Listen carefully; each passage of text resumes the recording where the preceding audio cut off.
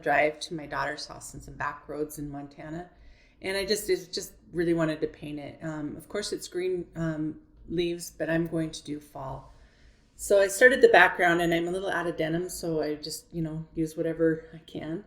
And the beauty of this paper, as you can see, I kind of dropped some in the foreground, but it's really easy to wipe up. It goes back to white, which is awesome. We're all looking for that aspect in a lot of different substrates. To be able to get back to white is a huge thing for alcoholic artists.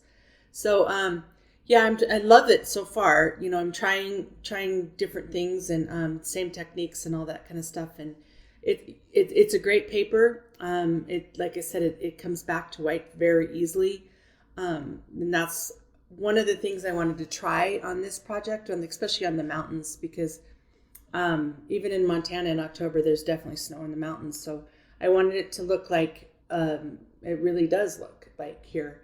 So going back to white is a big deal.